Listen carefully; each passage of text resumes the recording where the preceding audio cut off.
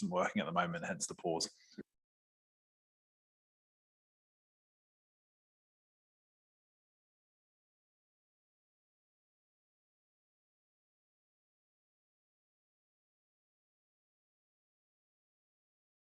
Right, there we go again. Okay, right. Welcome to this meeting of the Executive. My name is Councillor Paul Follows, Leader of the Council and Chair of this meeting. Apologies, Ben, any apologies given? Thank you, Leader. You have apologies this evening from Councillors Mirrlees and Palmer. Thank you very much. Item 2, minutes of the meeting on the 5th of September, published on the website and also partly in exempt. Members, are you agreed for me to agree the minutes, sign the minutes? Thank you. We're just warming up. Item 3, declarations. Exec members, any declarations of interest to be recorded?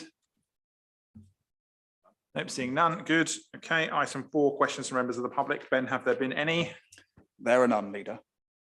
Thank you very much. Item 5, questions from members. I gather we have 2 questions from members, one from Councillor Beaman and one from Councillor Weldon. Councillor Beaman, you have a question on the local plan. Thank you very much, Leader. As a start of the updating of Waverley Borough Council's local plan, with consequential work also starting to be taken on a number of current neighbourhood plans, including Farnham, in which the Town Council allocated sites for new residential development commences, will Waverley Borough Council accept as a basic principle at the start of this planning that it's highly unlikely that the number of new homes that are required under the standard delivery method can actually be delivered in a way that is sustainable as required under the NPPF, given existing pressures on current supporting services, particularly transport, education and medical services, as well as provision of water and sewage services?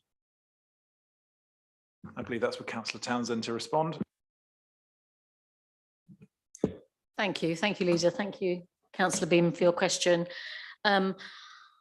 I would just like to say at this early stage of the plan, we have to ensure that we are positively preparing the plan. We can't enter the planning process with obviously any bias towards any particular outcome. As part of the as a priority, we will be commissioning a housing needs and economic development needs assessment. And this will provide the evidence that we need for the new homes and also floor space for commercial use. So we will also be fully investigating the environmental infrastructure and policy constraints and whether this can justify using an alternative to the government standard method for calculating housing numbers. So I hope that you appreciate that we do have a process that we need to stick to, and that we need to make sure that that's approached in a positive way. Thank you, Leader. Councillor Beaman, anything else you'd like to add? No, thank you for that answer, which was what I expected. And I do appreciate you at an early stage. So, but I'm just putting a marker down in the sand, basically. Thank you very much, Councillor Beaman. And I've now got a question from Councillor Terry Weldon in regards to the Climate Emergency Action Plan. Thank you. I hope you've actually seen the question, which didn't appear on the published agenda. However, it's very simple. You're looking tonight at the climate strategy, and that is what my question refers to. It's a simple question. Is it feasible, or would we intend to use SIL funding to fund solar panels over our car parks? In France, it is now a legal requirement for all supermarkets with anything remotely large in terms of car parks to do that privately. I understand that Portsmouth has already done it in this country using SIL funding. I see 3 possible advantages to motorists for shade over their cars, contribution to our net zero aims, and potentially some revenue by selling power back to the grid. So it's a simple question. Thank you. Thank you very much, Terry. I think that was Councillor Williams to reply. Thank you, Leader. I'd like to thank Councillor Weldon for what is an excellent question, and for raising what is a very pertinent question about the potential for the generation of sustainable energy across Waverley. As a council, we have been investigating the possibility of solar panels in car parks for some time. In pursuit of this, a feasibility study was carried out in 2022 looking at the option to install solar canopies over Waverley Borough Council car parks. 5 car parks were assessed in detail, and we will shortly be engaging with the public and relevant stakeholders to look further at the option for a canopy in Upper Hart car park in Farnham. This is in our action plan. It's action E1 in our action plan, in our carbon neutrality action plan being discussed this evening. Subject to the outcomes of the consultation on this and the availability of funding, we are looking at the possibility of installing this first canopy within the next financial year. Following this pilot, we will look at the possibility of extending the solar canopy programme to other car parks across Waverley. Thank you, Leader. Thank you, Councillor Williams. Councillor Weldon, any further follow-up you'd like? Thank you. Right, in which case then we move on to item 6, which is updates from me and updates from portfolio holders. I'm going to go at the end on this case. Councillor Clark. Thank you, Leader. For the first time in 5 years, I do not have an update. Thank you. Very good. Okay, then we move to Tony Fairclough. Thank you, Leader. I'd like to take this opportunity to congratulate Richard Homewood and his environmental health team on the successful prosecution of PGL Travel Limited, a prosecution that resulted in a £1 million fine, which is pretty much unprecedented. In particular, I'd like to thank Suzanne Robinson and Laura Annetts from the environmental health team, as well as Gillian Carson-Jones from the legal team. It was their efforts that identified more than 500 incidents of children sustaining finger entrapment in door injuries across PGL sites since 2009, and their hard work and diligence should be applauded. Thank you. Very much so. I was pleased to go and have a chat with them at the end of the day yesterday. It's a fantastic outcome and a pretty horrendous case across the board. Right, Councillor Keele. Thank you, Leader. I would just like to update the Executive on a couple of matters relating to governance. Firstly, on the Joint Constitution Review Group, which is a joint group between Guildford Borough Council and ourselves. Both councils have now appointed councillors to the group. For Waverley, they are Councillor Follows, Councillor Long, Councillor Goodridge and Councillor MacLeod. And at the Standards and General Purposes Committee yesterday evening, Councillor MacLeod was appointed as co-chair from Waverley. The provisional dates for the quarterly meetings have been arranged, with the first meeting on the 30th of November. At that meeting, the group's work programme will be set, but early pieces of work are likely to be around officer employment procedure rules and officer scheme of delegation. As I have updated previously to the Executive, it's important that decision-making is effective and at the appropriate level. Work is ongoing about how to ensure executive decision-making is agile and robust, and officers will be bringing a paper to an executive briefing session in October with suggestions including the increased use of individual executive member decisions and a review of delegations to officers in respect of executive decisions. And next week, we have our joint governance meeting for the collaboration with our colleagues in Guildford, where among other items, the risk register will be reviewed. Thank you. Thank you very much indeed, Councillor Keele. And then we move to Councillor Merriweather. Thank you, Leader. Residents of Farnham have been thrilled to bits to see work start on Waycourt East. The announcements came out since the last meeting, and work has started, and that is a fabulous bit of progress for a site which we inherited and which we hopefully have fixed.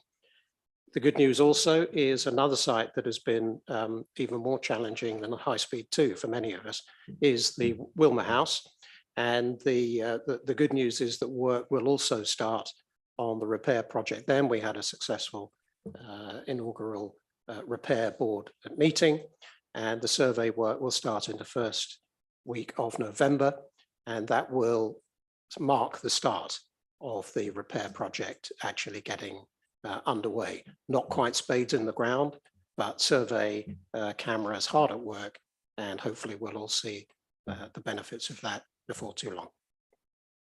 Thank you, Councillor Merriweather, and definitely not just residents of Farnham happy to see Waycourt East getting off the ground. I can assure you of that. Councillor Rivers, you're next. Thank you, Leader. Nothing of note, I'm afraid. All good, thank you. Councillor Townsend.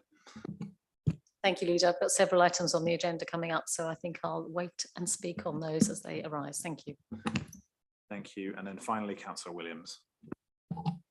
And again, we've got the latest version of the Carbon Neutrality Action Plan on the agenda and items relating to decarbonisation of our leisure centres. So I'll forego any further updates covered by my portfolio for this evening. Thank you.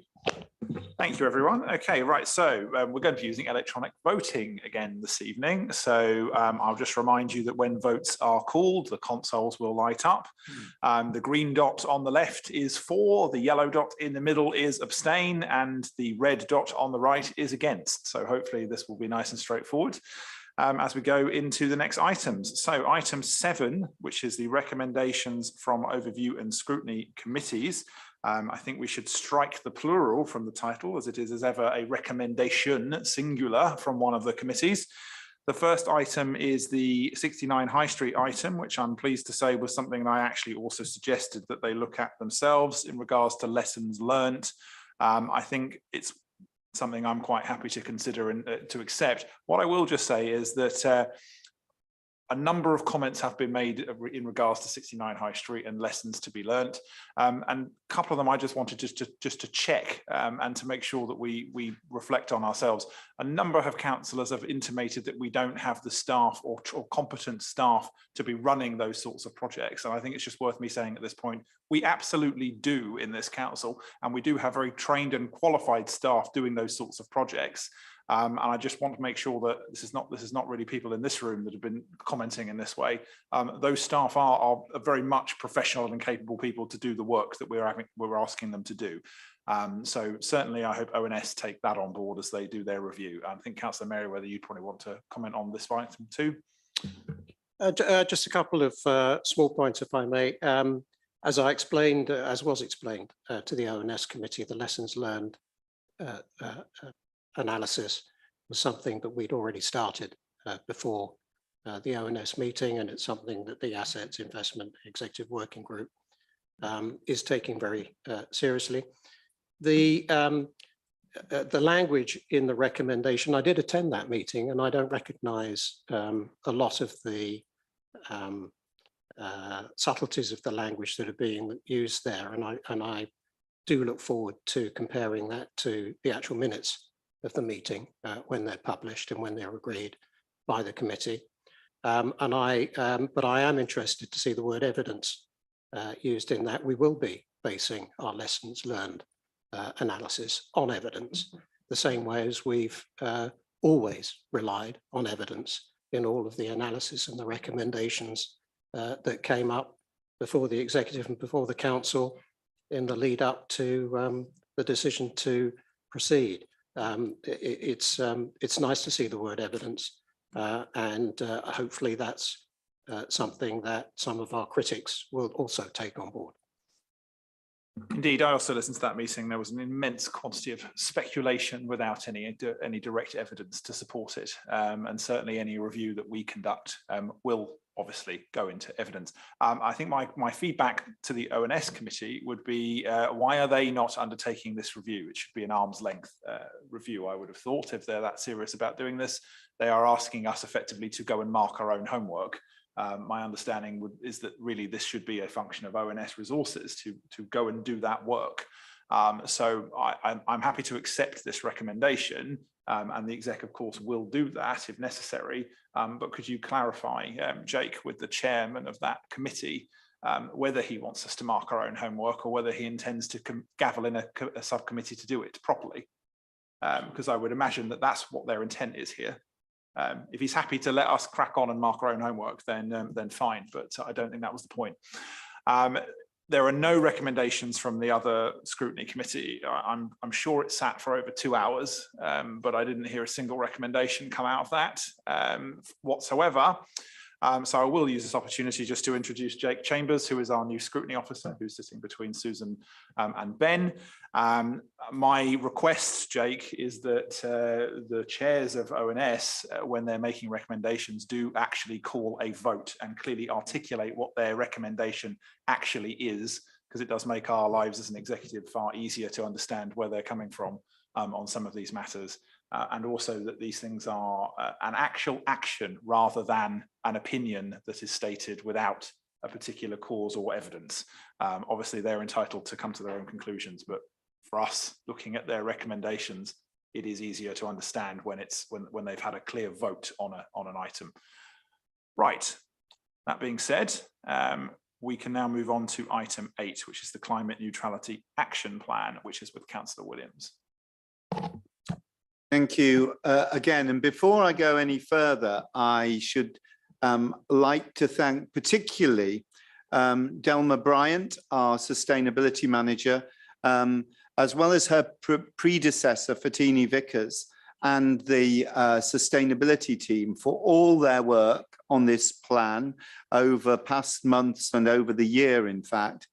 But I also want to give particular thanks to a very wide range of officers working across a range of service areas who have worked with them, who understand absolutely that there is a climate emergency and that responding to that needs to infuse everything that we do as a council, every action that we take. And I think that is a cultural understanding that we now have in Waverley, which I am certainly very proud of.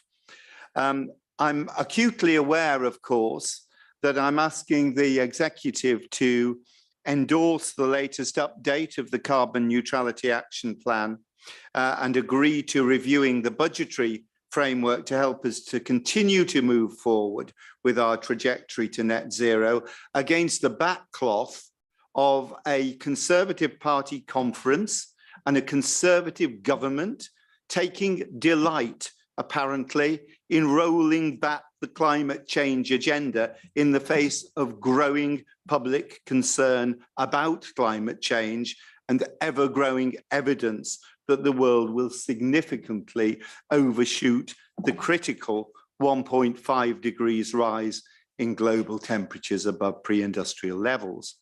So in terms of our own climate plan, the headlines are, of course, greenhouse gas emissions in 2022-2023, 3,233 tonnes of CO2, a 39% reduction from the baseline year, something of which we can be proud but not complacent.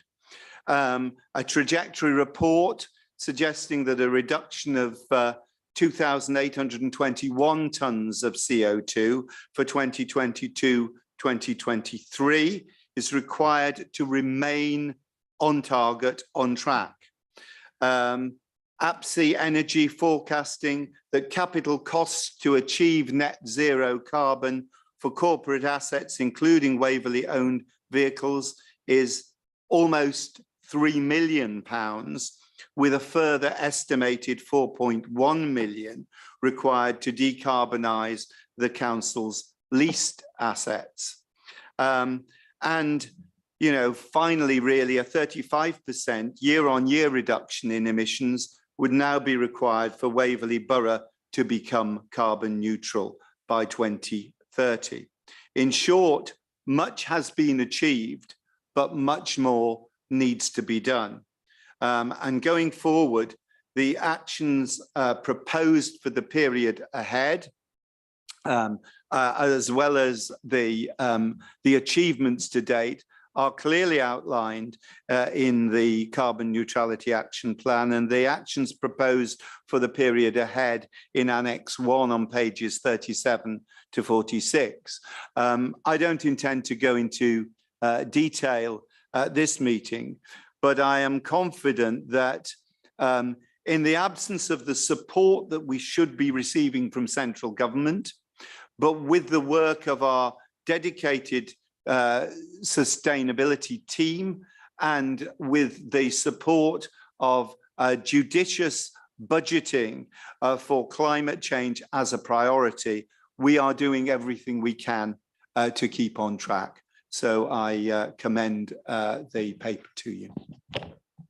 Thank you, Councillor Williams. Got Councillor Keel up first. Any other speakers? Thank you. Thank you, Leader. I welcome this document and the progress it shows and the commitments that it makes. I was particularly interested in the second priority around active travel and air quality. I'm pleased that we have developed a clean air strategy and that we're working with Surrey County Council on the issue of the volume of traffic.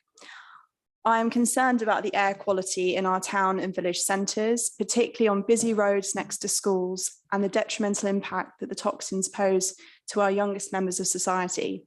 I also have concerns about our air quality in our high streets, where there is a high density of both road users and pedestrians.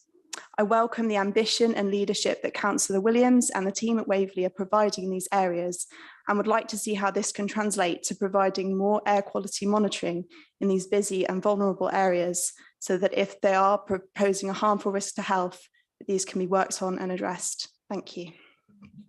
Thank you, Councillor Keel. Councillor Townsend. Thank you. I'd just like to congratulate the team as well on the amount of progress. Whilst I appreciate there's a long way to go, and that we need much better assistance, or some assistance from central government as well, who's, as Councillor Williams has mentioned, they are actually rowing back on their own legally binding climate change targets. And worse than that, to be honest, they're weaponising climate change now, to be honest, and causing division in a, seeking populist headlines instead of serious policy. They've got the opportunity to do something good and they are not taking advantage of it. But we have made it clear, this administration has made it clear that we are going to try to obviously reduce our own emissions to zero by 2030. And we're not leaving this critical issue to the next generation, or even worse than that, leaving an issue which can't be fixed at all. So it's impossible to ignore the severe and repeated climate change climate events that we see happening around the world, and to carry on with a business as usual approach. This is not an option. And I looked at the report, and the list of key achievements on pages 23 and 24 of the papers is really commendable. And to those people that obviously were very critical of the action plan, I think this proves the progress that we have made, and also proves the commitment that we have got to trying to address this situation. Thank you. Yes, this categorization of things like active travel as some kind of war on motorists is incredibly negligent. And honestly, I think we've been in this collectively of this opinion for some time. When it comes to climate change, we are entirely on our own. We are not going to get any support from this government, and we can only hope that the next one takes the matter more seriously and actually puts in some actions that will help meet those legally binding 2050 targets, and perhaps may even revisit the 2050 marker and put a more realistic target in, like 2030, and actually stretch themselves on it. Councillor Williams, did you have any closing remarks before I bring to the recommendations? Yeah, the only closing remark I would have is to thank not just Councillor Keel and Councillor Townsend for their support, and certainly I very much recognise that improving air quality is very much a matter of public health, as well as tackling climate change, and it is a key priority of ours. But also I just wanted to thank my fellow members of the executive for their support in this, and actually taking seriously that the declaration of a climate emergency and the production of a carbon neutrality action plan was not just something that we put down on paper and pay lip service to. It's something that actually does infuse everything we do. And so again, my thanks to fellow councillors for their support. Thank you. Thank you, Councillor Williams. There were 4 recommendations before you, which I'm not going to read out in full. Can I move to the electronic voting for items recommendations 1 through 4?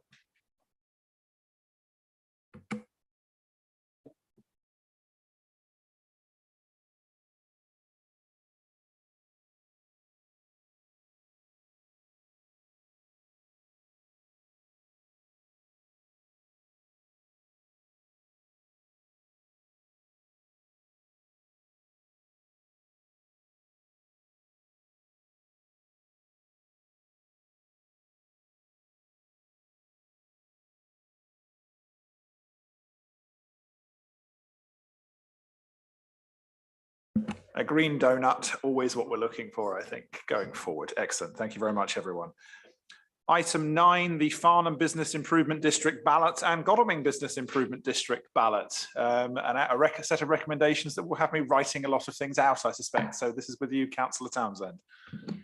Thank you, Leader. And I'm delighted to have been involved in the progress of the 3 bids in Cranny, Godalming and Farnham, which demonstrates this administration's commitment to building a thriving economy across the borough and supports a number of our strategic priorities, including to support healthy towns, I should add, and villages by developing bids, as well as the significant support of our economic development team here in Waverley and the investment in the initial feasibility study. This administration has chosen to allocate directly to the bids an additional 40,000 of government funding, which we received during COVID, to support this process.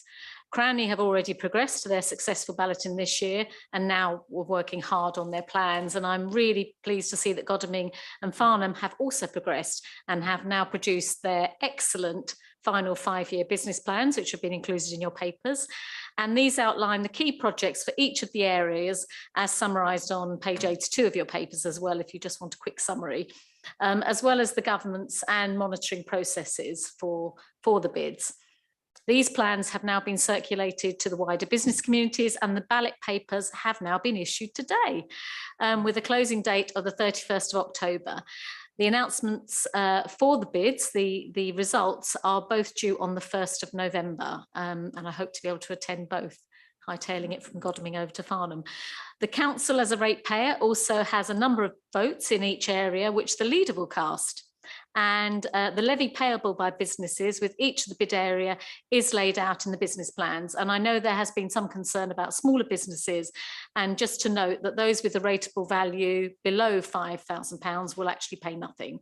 It is estimated that roughly 60% of businesses will pay less than £2.50 per day under the bid. And the bids also have the potential to generate significant additional income as well. And usually this amounts to an additional 15% over and above what they raise through the bid process. And all these funds, I must stress, are directly controlled by the businesses that pay for them. So it goes into the bid governance process itself. So Farnham's looking at raising about 1.5 million, and Godalming about an additional 850,000 directly through the bid process. So we're all aware of the significant pressure that our high streets are experiencing, you know, not only with online customers changing their habits, and also escalating, obviously, inflation and high rents and business rates. And as an executive, I know we stress very often that we have no control over rents other than if we own the property ourselves. But also, you know, we have highlighted again and again the inequity of the business rate scheme, which is set by government and which sees only 5p in every pound raised here being retained by Waverley. 10% goes to Surrey County Council, and the whopping 85p in every pound goes to central government. There's a long overdue, this is long overdue, a complete overhaul of this process, but unfortunately the government has kicked this can down the road as well, and seems to be more concerned with spurious meat taxes than fighting its, you know, for its own policies or making any policy. Sorry, I digress slightly there. I would like to thank wholeheartedly all those involved in these bids. There is an awful lot of work involved in getting to this stage and in moving these plans forward. And we are so lucky to have business leaders who are committed to improving the communities in which they work, not just for their own businesses, but for their wider business communities as well. So thank you very much. And obviously I'm keeping my fingers crossed for a successful ballot on the 1st of November. Thank you, Councillor Townsend. And also to thank you to the officers that have been instrumental in delivering this. I remember not too long ago when this was a vague idea that we might try and get 3 or 4 business improvement districts within Waverley, and to be doing the ballot for the final 2 of them, I think is a really excellent step. The one stat you missed out, of course, is that towns and parishes keep absolutely nothing. And I think they're the ones that most residents would most readily associate with their local high streets, is their town and parish councils, and particularly in Godalming and Farnham, that's very much the case. And I think if there were any other options than a business improvement district, I think we'd be looking at them. But realistically, the only way to raise this sort of revenue and to do something in our high streets to help regenerate them is through the bid process. I am actually meeting the Chancellor of the Exchequer on Friday. This is a subject that I guarantee you will be raised, the subject of business rates, retention and reform, which is long overdue. I'm very pleased, though, to have spoken to a great many of the businesses in Godalming Town Centre. Councillor Keel and I are the councillors for Godalming Town Centre. There seems to be very good support for the bid. Councillor Keel.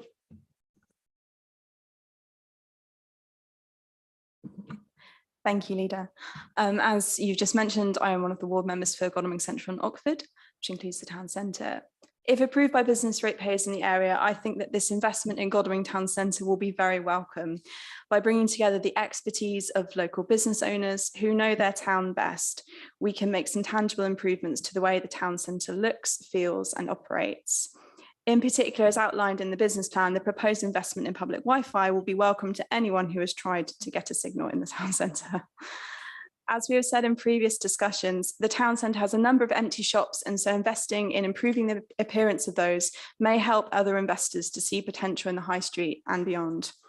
Godalming has a rich and varied history and current cultural life with its many festivals and events, and destination marketing will help locals and tourists alike to see what's on offer here.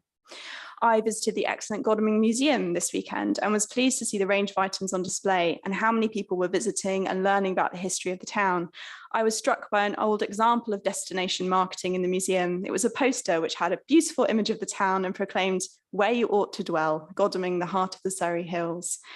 Dwell time of visitors is exactly what our shops, cafes and restaurants need to survive and thrive. I look forward to seeing the results of the vote and hopefully the work that will come out of it if it is supported by the business community. I can see a great benefit to local councils and local businesses pooling their ideas, talents and resources for the good of the town. Thank you. The large original version of that is still in the pepper pot if anybody's having a meeting up there. Certainly very pleased to see the Town Council in Godalming also very fundamentally behind the bid. I believe Farnham Town Council have also voted to support it as well, to cast their votes. Councillor Clark. Thank you. Certainly reading the excellent annexes to this report, even I understood them, and I think it's very important that the benchmarking of the services provided by organisations such as local councils is pursued, because there may be the temptation to replace, or sorry, to fund existing services from the bid money. The question I had is that although businesses with a rateable value of less than 5,000 don't have to pay, do they have a vote in the ballot?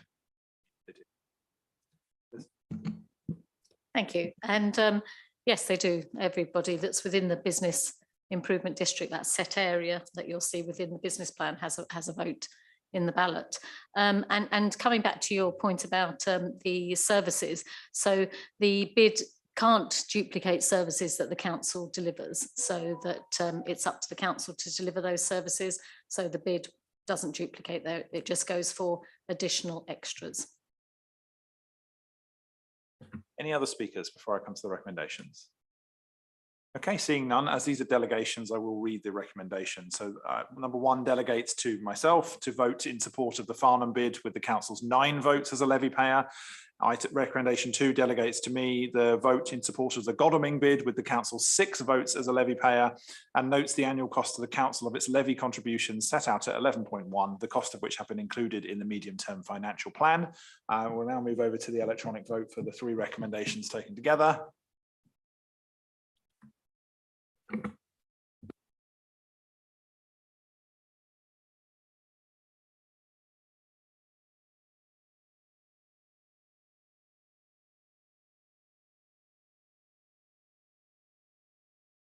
And there we go. Thank you very much, everyone. I will be casting those ballots in the morning and putting them in the post so that we can find out on November the 2nd what the outcome is. So Liz, are they going to be, sorry, the first even, are those counts, where are they done? So putting me on the spot there, well, Robin Taylor will know there's one in the cafe, one of the cafes in Godalming is in my diary. That's at 3 o'clock. And then at 5 o'clock, the announcement is in Farnham.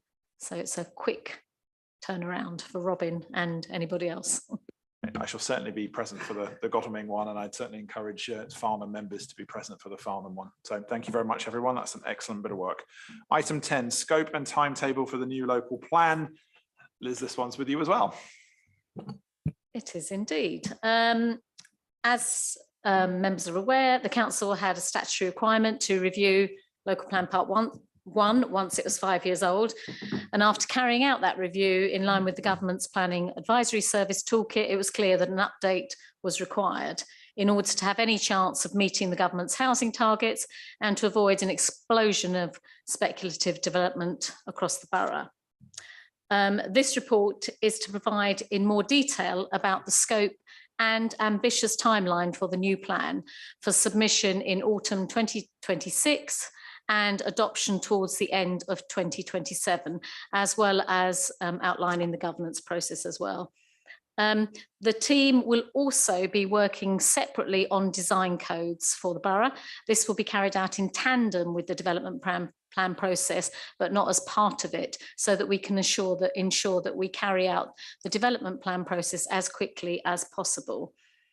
Outlined on page 135 of your papers is the project scope, the timeline and the milestones that we need to meet to achieve our target adoption date. Whilst we are aware that we face considerable uncertainty with regard to the government's planning reforms, which are due to come into force in November 2024, we are confident that we have built our project plan to take account of any transition to a new system. And we'll be using the period up to November 2024 to carry out technical work and initial engagement, which will be required regardless of the system that will be in place. I've also set up an executive working group, which is meeting regularly to help to ensure that timely feedback is provided on a continuous basis. The terms of reference are included in the pack as well. The Services ONS Committee also has an important statutory role in scrutinising recommendations at key points in the development plan process, and will also be providing all member briefings at key stages as well. Officers are currently reviewing our evidence base, and the key documents are listed on page 139 of your papers. As I mentioned to Councillor Beeman earlier, our priority will be to commission the housing need and economic development needs assessment, and this will provide the evidence for the need for new homes and also for floor space for commercial uses as well. As part of this process, we will also be issuing a call for sites for housing, employment and green spaces as well. And we will be updating our statement of community involvement rather, which sets out how the council will involve our communities in the development of the local plan. And this will be reported to the Services ONS in November. Our town and parish councils are key stakeholders in the preparation of the local plan. And we already have an initial meeting with them booked in for the beginning of November. The outline of the formal consultation process is also detailed within the report on page 141. As I mentioned, the timescale for the plan is ambitious, and we make no apology for that. We know how important it is for the borough to have a robust and sustainable plan in place as quickly as possible. We also want to make the plan process far more accessible to all members of our community, and we want to make better use of technology as well as keeping them updated on the progress of the plan as we move forward. We want to work more closely with our towns and parishes, and we want to put this council in a strong position, whether the government's planning reforms come into play or not, to take as much control as possible under the current legislation for development across our exceptional borough. Thank you, Leader. Thank you, Councillor Townsend. I think we're in a slightly unenviable position in that we know that some of these new government reforms will come into force in November 2024, whilst almost also being certain that there'll be an election prior to that. So if they do come into effect, it'll almost effectively by inertia, and not having been repealed by a new government in time, So we are in a situation where I think it's quite reasonable for us to assume that it will not end up being the first priority of any new government, considering everything else that's going on. So we will have to make do with what is going on in the system as is. It is an opportunity for us to put right a number of things that have gone wrong, I think, with the local plan over the past few years, and certainly some issues in local plan part 1 that a number of us had, particularly on matters such as, say, climate change. I have one speaker on this. I imagine he's on Zoom, which is Councillor Hyman. Jerry. Thank you, Leader. Good evening. Yes, I'm a little bit disappointed. Well, I'm sure other members are more disappointed. But back in February, when it was agreed that we were going to go into the review concluded we were going to go for an update. Everybody wanted the quickest possible and simplest update possible to the local plan so that it could be in place quickly. And of course, we've ended up where some of us warned members that we would end up with something which is going to be many years away. And so, as it stands, in the approach that's being taken at the moment, could leave us without any protection, or with very little protection for a number of years. Now, obviously, there was at that time a lot of discussion also in respect of the constraints that we've got, particularly the habitats constraints, which have been going on about for 15 years and proved right in every respect. And I keep being told that we're doing the right thing. But of course, when we look at the facts, for this process, we need to know where we're starting from. And we should be starting from the constraints. I think it's on page 136. It says the scope, visions, objectives are going to be, the objectives and vision. Perhaps the most important part of this process is going to start in autumn 2023, which I think we're officially in now. So I'd like to know whether we're going to start on the basis of acting in accordance with the People over Wind ruling. And as you know, that's summarised in the National Planning Practice Guidance, where it says that competent authorities must now assess the effectiveness of mitigation through appropriate assessments.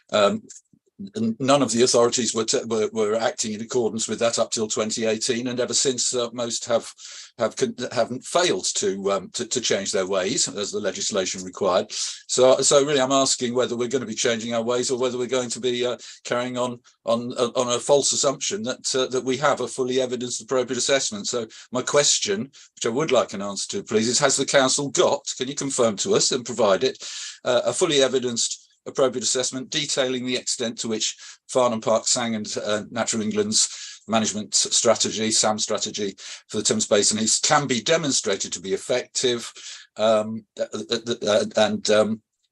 are we going to continue on a false assumption that it's okay to not have one? So do we have one, and can we start from that point, an honest, solid point, because that gives us far more protection anyway than the local plan would, if only we can accept that we have to have that and we don't have it. So please just explain to everybody where we can find that assessment if we've got one. Thank you very much. Before I bring anybody else in on this, I will remind Councillor Hyman that he has had this question answered, I think, at least 7 times. Including the courts found me correct, and the attitude you're putting forward is just repeating what's been found unlawful. So let's not mess up. I want an answer to the question. Can you please stop, Councillor Hyman? Otherwise, I will ask officers to mute you. I'm addressing the room here now and the rest of the Zoom. This has been answered by external counsel on at least 5 occasions, and certainly by me several other times, and by at least 2 portfolio holders for planning over the course of the last 5 years. Now, I'll invite Councillor Townsend in a moment if she wants to reply to any of that, and I entirely understand that if she does not. I will also just correct one point, that I'm not going to interrupt people when they're speaking. It's your right to register to speak as a member, but I will ask members not to suggest that having this review process for the local plan in any way threatens us because we won't have a local plan, or any of these other intimations that have been made by other comments. In terms of the review and update process, I think I heard light touch and various other euphemisms for subjective terms that people didn't really elaborate on what they meant. And I can imagine members wanting to do a local plan review or update as fast as they can, but there is doing it fast and then there is doing it right. And as I think all of us who have been around long enough to have experienced when the Tory administration here 2 or 3 times back decided to do it fast and decided to do it their own way, only to have it promptly ejected within a day. We have all been taught what doing it fast results in, which is failure and damage to the rest of the borough in terms of local plan. So I am just saying right now, I support doing this the right way and doing it the way that has been outlined in this document, because to do it fast is to do it wrong. And it has to be done in this careful approach in a system that at the moment is in such flux. It is a judgment that we have to make. So Councillor Townsend, if you want to elaborate on any of that, please do. But I will just say, Jerry, this would be, I think, the 7th or 8th time we've been around this particular site. You haven't answered the question many times. You haven't answered the question. Thank you. I understand that means we're not going to be honest in this process, so we're wasting our time. Thank you, Leader.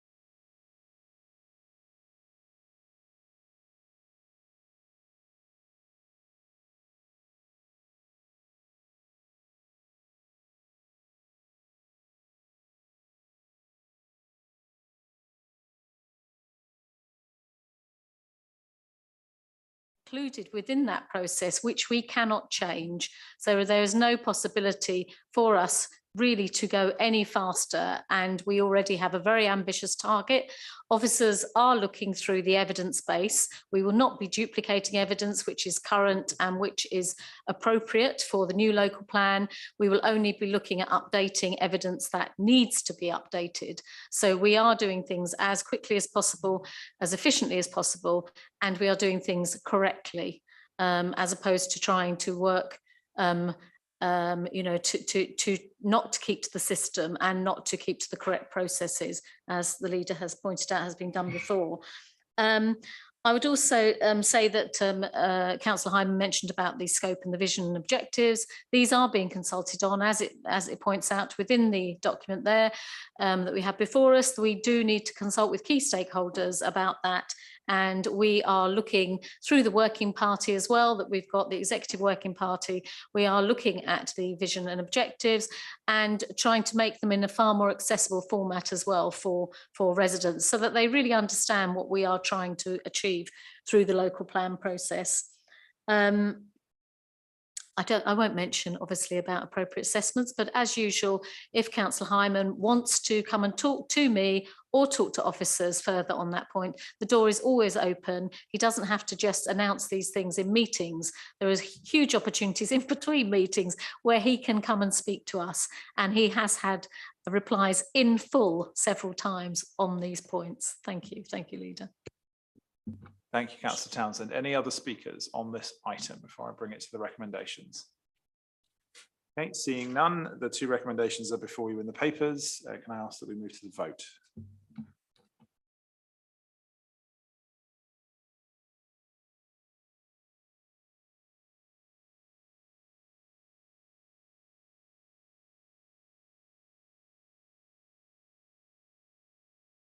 Okay, all good. Thank you very much indeed. That's unanimous.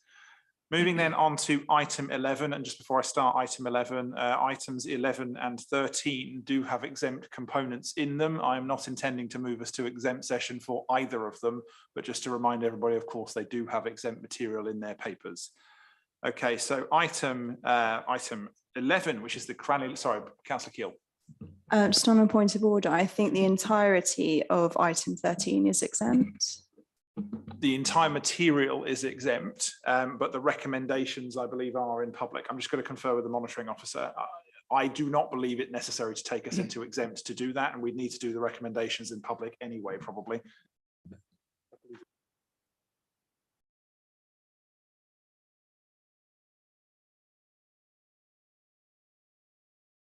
go into exempt for the final item.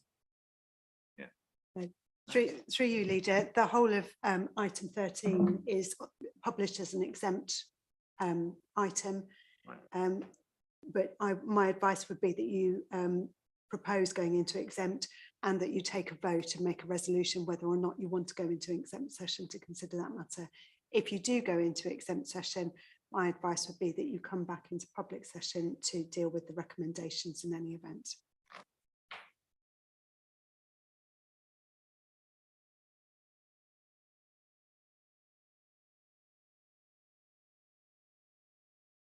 Thank you very much for that, Councillor Keel. I think you're quite right. We need to do the last one in exempt. So we'll take item 11 first, which does contain an exempt annex in its papers. So if you're going to refer to that, you're going to need to ask to go into exempt to discuss it. Probably isn't necessary, but Councillor Townsend, Cranley Leisure Centre, new build. Thank you, Leader. Can I just highlight that I will be proposing a change to the recommendations, which I did provide a copy to you in advance. Apologies for the late notification. Points 2.1 and 2.2 remain unchanged. However, 2.3, I am asking for this to be split into 3 new recommendations, and 2.3 will then be that authority be delegated to the Joint Director for Place in consultation with the relevant portfolio holder to submit a planning application in respect of the proposed new build. 2.4, that authority be delegated to the Joint Director for Transformation and Governance in consultation with the relevant portfolio holder to conduct the procurement of a contractor for the build and all related professional services, including but not limited to the employer's agent and design team. And finally, 2.5, that authority be delegated to the Joint Executive Head of Legal and Democratic Services to complete and execute all necessary contractual documents. And I understand that all of these recommendations have received the approval of the legal service. Thank you, Leader. Sorry for that late change. I'm sorry, quite happy to repeat those later on, or whether or not we will put them up on the screen. Thank you for that. So going back to the leisure centre, I would like to thank the project team as well for working on this and for all their hard work so far, and in keeping us on track on the programme. And this project directly links with the recent procurement of our leisure management contract. It also strongly supports our corporate strategy and our strategic priorities, which include improving the health and well-being of our residents and supporting a strong, resilient local economy. I outlined earlier when we were discussing the bid item on the agenda, some of the challenges facing our high streets. And it is recognised that health and well-being centres continue to attract visitors and residents to our main settlements and helps to boost the local economy. As well as securing the more obvious health benefits for our residents, our leisure centres now increasingly play an important role in cardio and stroke rehab, as well as keeping dementia sufferers more active and connected with their local community. And they also play a critical role in helping to manage, improve and maintain mental health. This council has also committed to reducing our carbon footprint by 2030, as outlined by Councillor Williams earlier. The current Cranley Leisure Centre is a significant contributor to our footprint, amounting to some 11% of our total. The new build Passive House Leisure Centre could potentially reduce energy consumption by between 60 and 70%. There is no other standard with proven evidence that can guarantee this.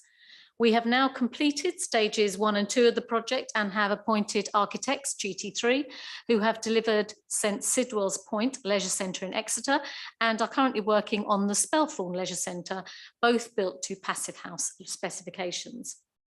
We are now ready to move to the next stage of more detailed design, as well as further development of the cost plan. Our initial capital budget, agreed back in December 2021, has unsurprisingly been negatively impacted by inflationary pressures, including the catastrophic effect of the mini budget, the rise in the cost of materials and associated fees. We have also carried out a budget review to highlight areas which are the key differences between the two cost plans, the original cost plan and the new cost plan. And this is outlined in your papers at point 7.16. The resulting revised capital budget of 31.1 million and the financial implications of this are outlined on page 159. I won't go through those because I know members have already looked at them in full. This scheme has been fully considered against the impact on our treasury management and is within the limits set by the council in our treasury management strategy. During the next detailed design phase, final costs will become clearer and the team will explore any opportunity to reduce these. However, it is important to note that this would require changes to the original facility mix and scope and would impact on the services and facilities currently provided to the community. The new centre has the potential to become an exemplar low carbon and low energy leisure centre with a Passive House certified design for Cranley, which will guarantee both significant energy savings and impact on the operational carbon performance of the building. And this is a huge opportunity to significantly reduce our carbon impact, as well as continue to provide much needed and valued services to residents in Cranley and the surrounding villages. Thank you, Leader. Thank you very much, Councillor Townsend. Really excited to see this come through, and we attended a really interesting Passive House presentation the other day, and a lot of members were there. I think the thing that struck me as well, that is not something that I had thought about as part of the Passive House process, is actually the design and build assurance that comes with the adherence to Passive House, which, considering we're looking at an increased cost here and in a climate that has not been great for development, that increased assurance on cost control and build control during the process, as I think, drives a different type of value that I didn't realise was really part of that standard, which is excellent. I think the other thing I'd just probably highlight as well, and because you've been too modest to say so, is that many of us here who've been here longer than a few years will remember the opposition then in administration committing to a multi-million-pound commitment to Cranley Leisure Centre, which at no point did they ever actually realise or budget. And you particularly and others have led that through the process up to the point now where we are actually empowering officers to put a planning application in for it. So we really have come to the point where this becomes a real project being delivered. So I'm really pleased to see it on the books here. Now I've got one speaker, Councillor Hyman. Councillor Hyman, I will just remind you that you've got 4 minutes and you've registered to speak. My usual practice is to allow members who've registered to speak to come back. I will not do that if you interrupt afterwards outside of the process. So please do keep that in mind. Can we unmute Councillor Hyman for his 4 minutes?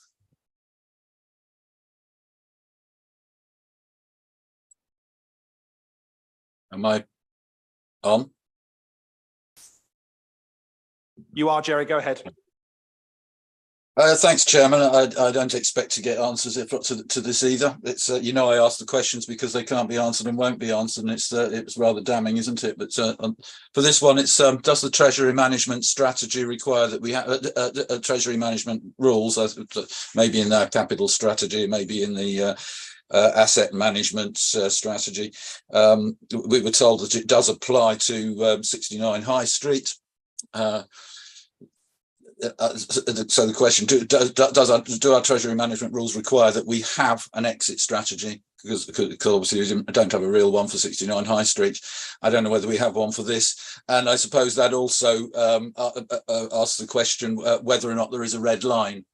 Whether or not we are going to say that if it goes past £35 million, or if it goes past whatever, then that we are going to activate the exit strategy, whatever it is.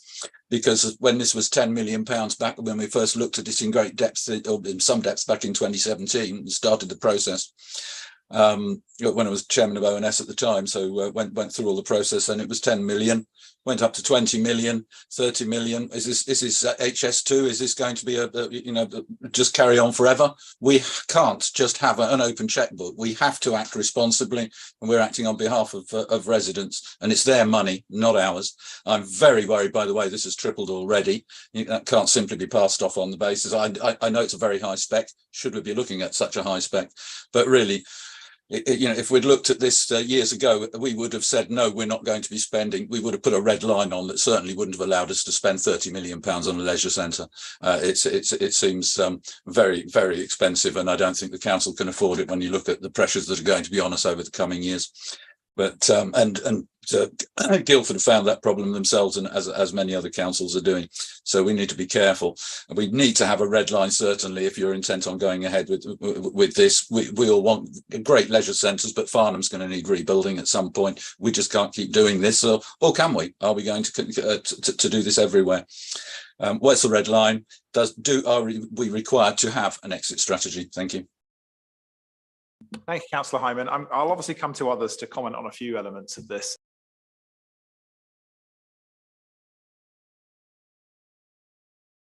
You've been muted again.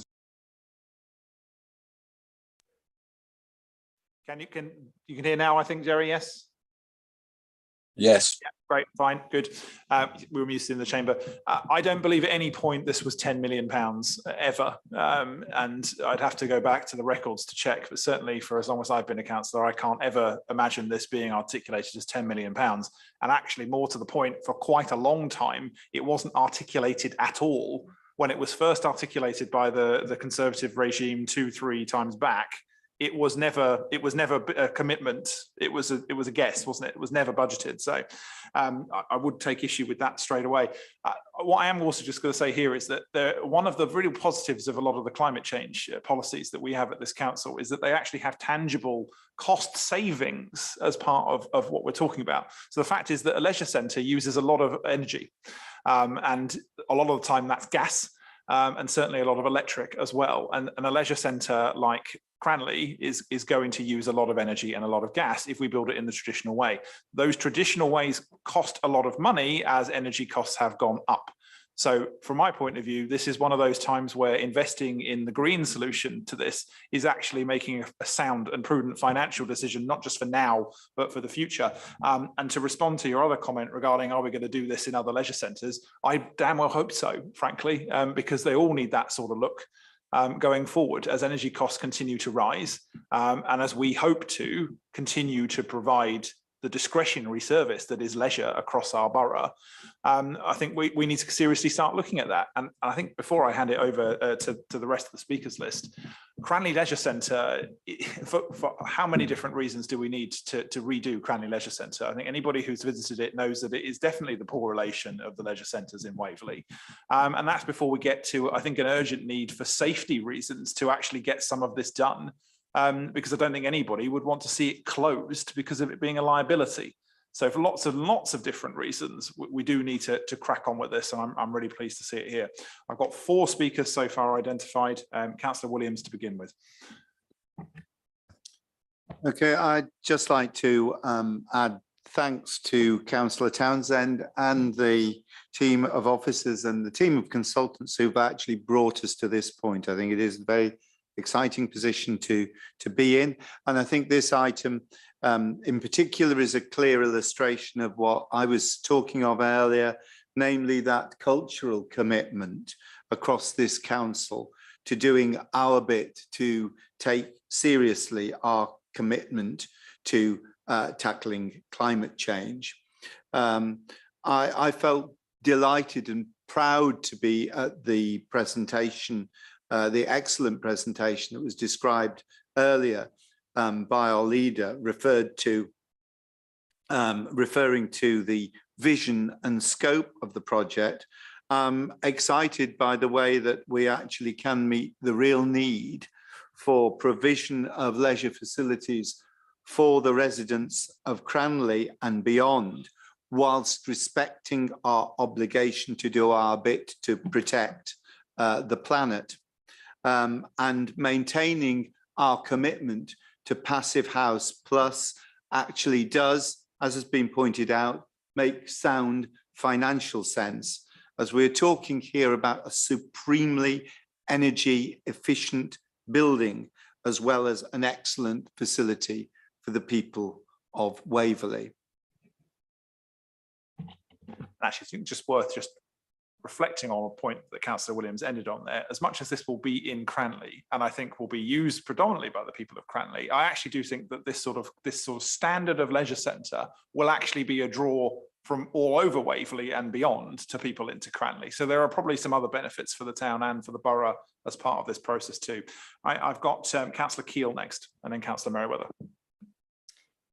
Thank you, Leader. This project is rightly ambitious, and I'm really pleased that sustainability is being built in from the start by building it to the Passive House standards. Unlike Councillor Hyman, I do think we should be building to a high spec. This is an investment in our future and will give us many benefits. To be able to help our residents with their health and well-being and to help the environment at the same time is an excellent opportunity. I'm sure that this will be a flagship for others across the country to come and learn from it when it is built. So well done to Councillor Townsend and the team for all they've done to progress this important project. Thank you, Councillor Keele. Councillor Merriweather.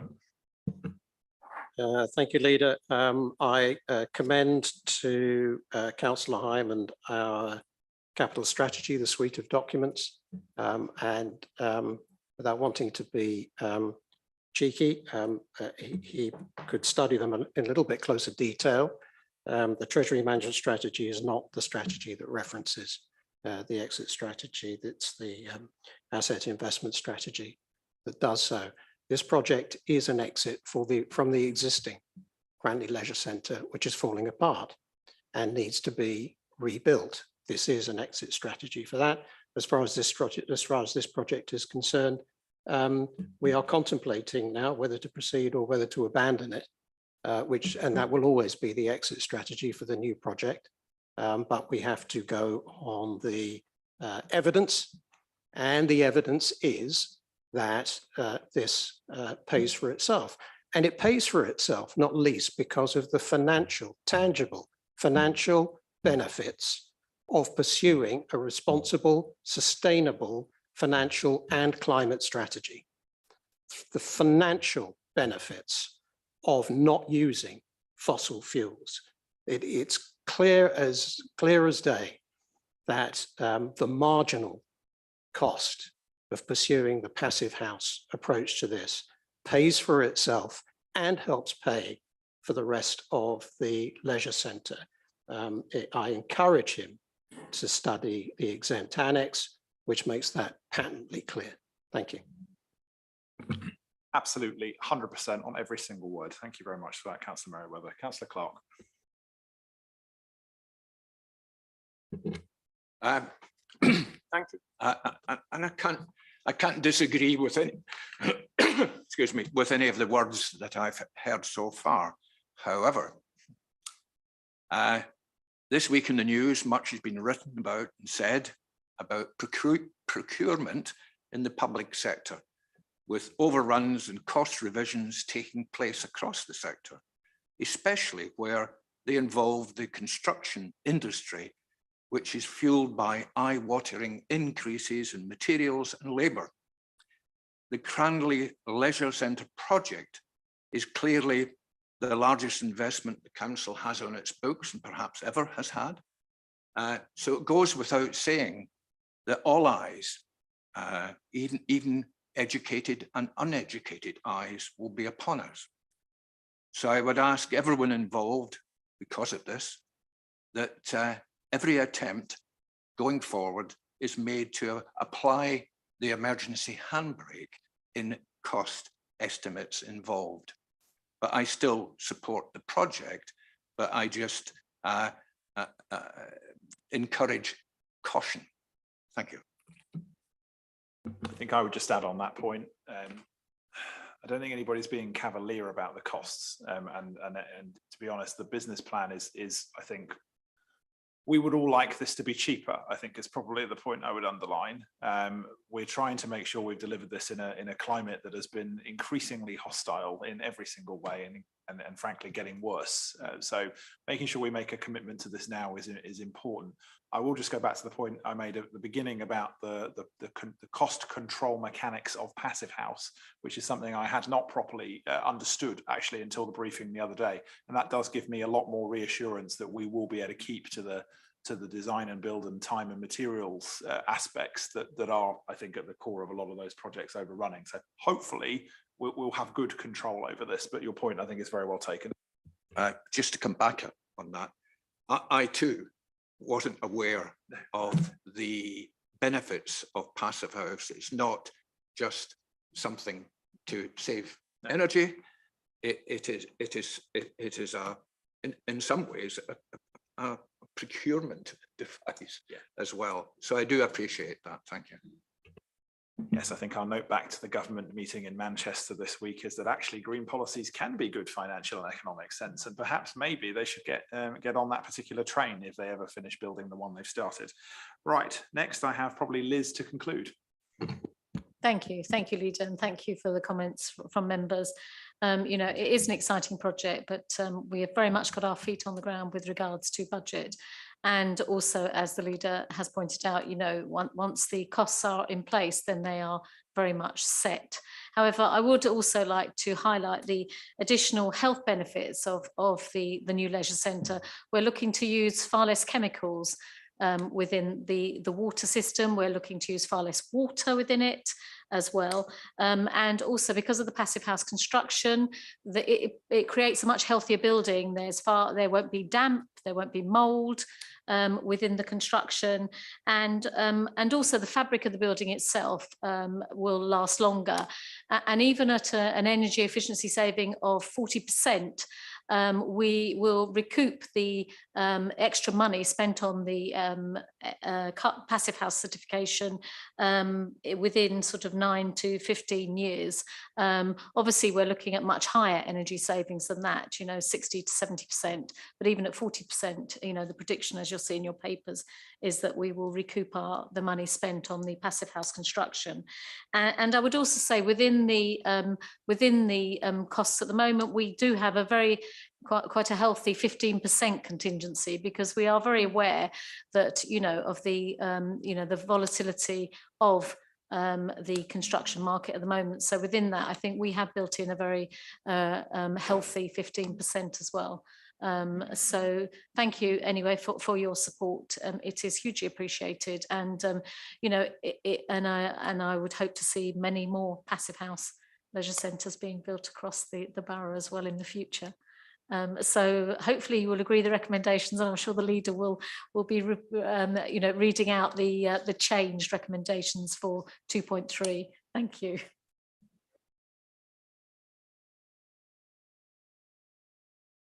I'm just going to see if we can get them on the screen so it's clear for anybody watching, but also for you all in the room. I've got mine in front of me, but bear with.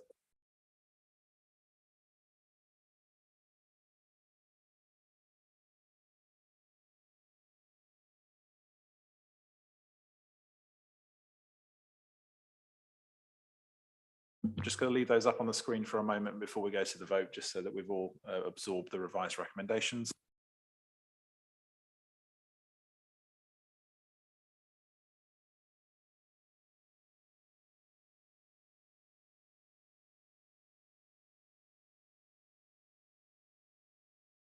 And okay, if we can move to the vote on those recommendations.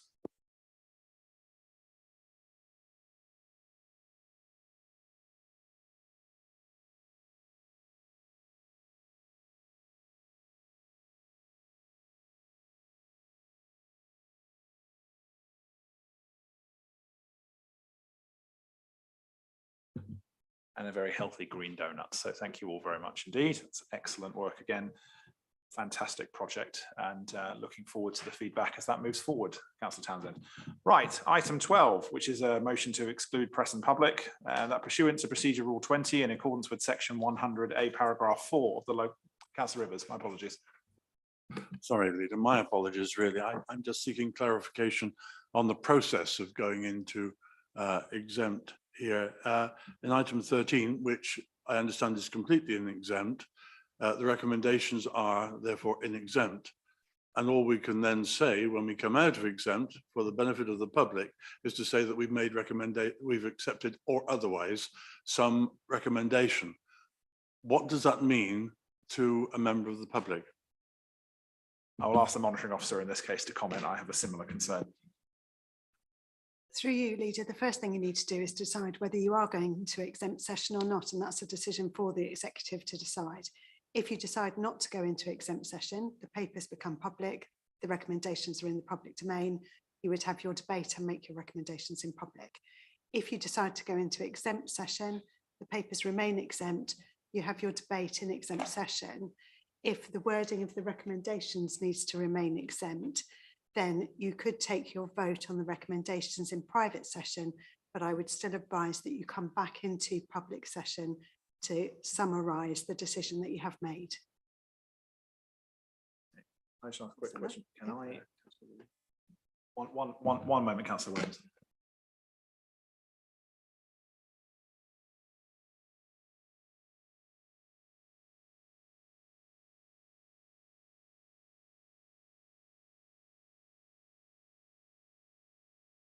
Okay, when I call the motion in a moment, so I will just come to you in a moment, I will also be outlining why it needs to be done in exempt for members of the public and for you. I know there's some clear reticence about going into exempt for lots of different reasons, but in the case of these sorts of items, we certainly need to. Councillor Williams. Yeah, as the portfolio holder who will be moving this recommendation as yet unspoken, I too am very concerned about this being an exempt matter. However, I understand, you know, the nature of the process of going into exempt, and I just wonder whether it would be appropriate to propose, and I'd very much be advised by our executive head of legal and democratic services on this, whether it would be appropriate at this point to propose that we suspend the executive for a duration during which this can be considered. So the motion has to be to go into exempt. There's no suspend. The motion here goes into exempt. There's not a suspension mechanic that can work in that way. So I'll go to Mark and then I'm going to come to the motion because I think the actual text of that motion allays most of the questions that are coming out. Thank you, Leader. Perhaps when we've gone in exempt, we could maybe even discuss what we can say afterwards. I'm very conscious that we are dancing around a little bit. It's very clear from the public agenda what we are going to be talking about. It's not clear what the recommendation is, but it does actually at least tell the world what this discussion is going to be about. And perhaps when we go into exempt, we can amongst us agree what more can be said than the actual title that's in the public agenda pack. Agreed. And the bit I'm just going to say first, although I will have to say it again as part of the formal motion, that we do this because the public interest in maintaining the exemption outweighs the public interest in disclosing the information. That is the principle by which we go into exempt. So, you know, doesn't out. So my apologies, doesn't outweigh. I'm going to call that motion before we get into ourselves down to any other rabbit holes. That pursuant to Procedure Rule 20 and in accordance with Section 100A, Paragraph 4 of the Local Government Act 1972, the Executive agrees, 1, that the public be excluded from the meeting during consideration of the following matter on the grounds that it is likely, in the view of the nature of the business to be transacted or the nature of the proceedings, that if members of the public were present during the item, there would be disclosure to them of exempt information as defined by Section 100I of the Act, of description specified in Paragraph 3 of the revised Part 1 of Schedule 12A to the Local Government Act 1972, and 2, that the public interest in maintaining the exemption outweighs the public interest in disclosing the information. Can I have all those in favour of going into exempt session on item 13, please show. Thank you very much. We'll now pause while the webcast is suspended.